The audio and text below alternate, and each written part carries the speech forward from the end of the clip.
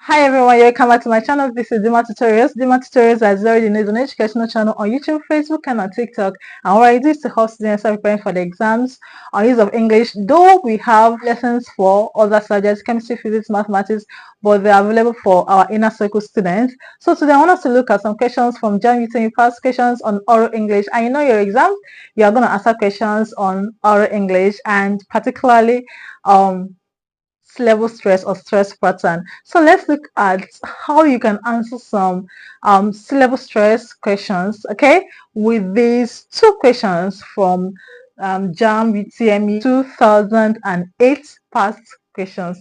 JAM UTME 2008 past questions. All right, we have choose the appropriate stress pattern from the options.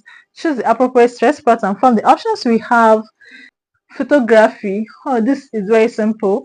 Photography. All right. um we have in the first option, the stress is on the second level. In the second option, the stress is on the first level. In the third option, the stress is on the third level. And in the fourth option, we have the stress on the last level. Now how do you stress photography? All right, now you use the termination method. Okay, now you look at the termination of the word. Now a word that starts a word that ends with phy, a word that ends with cy, a word that ends with ate, a word that ends with ty, a word that ends with c. Okay, I mentioned cy already. Ly. All right, now we have words that end with any of these letters. Words that end with any of these letters, the stress is likely going to be on the third level from the end, which we call antepenultimate level. Okay, so the stress is going to be on the third level from the end. Okay, now we have photography. Photography has four levels. Photography has four levels, so the stress is going to be on the third level from the end. The third level of the word from the end is photography. Okay, so the first letter from the end of the word photography is 1, 2, 3. To. Okay, the stress is on to. All right, the stress is on to. 1, 2, 3. So photography has the stress on to because the word ends with phy. Okay, geography, topography, etc. So we have a word like that that ends with phy. This stress the third level from the end. So which one is correct? Option A. Option A is the correct answer. Okay. Xenophobia. Okay, we have option A, the stress is on the first level. Second, option B, second level. Option C, third level. And option D, fourth level. So how can we stress xenophobia? Which of these levels should have the primary stress? Now, this is how to stress a word like this. Now, let's look at this word closely. You notice that this is a compound word. You know what I mean by a compound word? A compound word is a word that is made up of more than one word, like a word that has two words come together, three words come together to make just one word, like mother-in-law, I understand, xenophobia, you understand? So when you have more than one word come together to make one word, you call such word a compound word. So this is an example of a compound word. So how do you stress a compound word? Now there is a special pattern for stressing a compound word. When you have a compound word, what you're going to do first is to look at that word closely, and there are two patterns actually that will help you in stressing compound word. First, you have to look at the words closely, then identify the word that is actually the main word, the main word of the word. Okay, the compound word, the main word of the compound word. Let's take for example, we have xenophobia here. Xenophobia.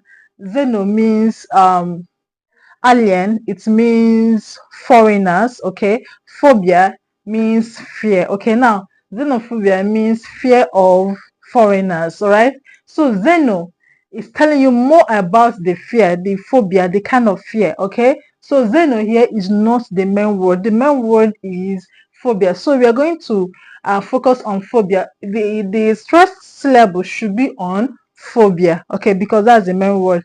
Now let's look at phobia. Phobia has two syllables, right? It has two syllables. So phobia now, is it a noun or a verb? Is it a noun or a verb? Is it a doing word or the name of something. Okay, now phobia is a noun, is the name of a state of mind, right? Is a noun, is the name of a state of mind. So phobia is a noun. How do you stress a two-syllable word that is a noun?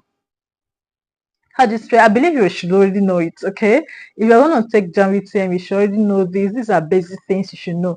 All right, so when you have a noun that contains two syllables, the stress is more likely going to be on the first syllable. Okay, it's more likely going to be on the first level, and there are exceptions.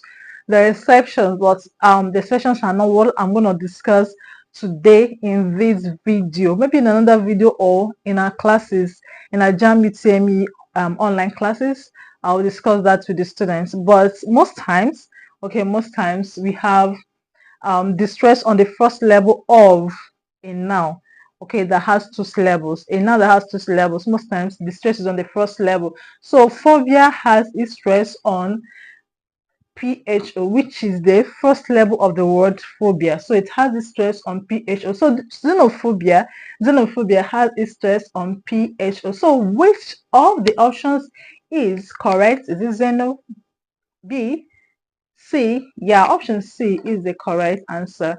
Option C is the correct answer. We have xenophobia with a stress on PHO. All right. There are so many things you need to learn to enable you perfectly answer questions on stress pattern. You need to learn about weak vowel sounds and strong vowel sounds, how to identify the stress level of a word using terminations, how to identify three-syllable words. Okay, these are things you need to learn. There are so many other things you need to learn, and I will take my time to teach those of you who are going to join our online classes, those who are going to sit for JAMB watching this video and are going to join our online classes. Okay, we learn all of these things in our classes, and from what you can see on the screen, our last year students actually did well in their exams. Had a plethora of people who scored above 300 in our last year's JAMB UTME online classes. And if you are sitting for JAMB UTME in 2026, you should join our online classes. Don't miss it. If you really want to be taught and coached, if you really need people that will push you to success, don't miss the opportunity of being in our online classes. And the fee is 2,000 naira per subject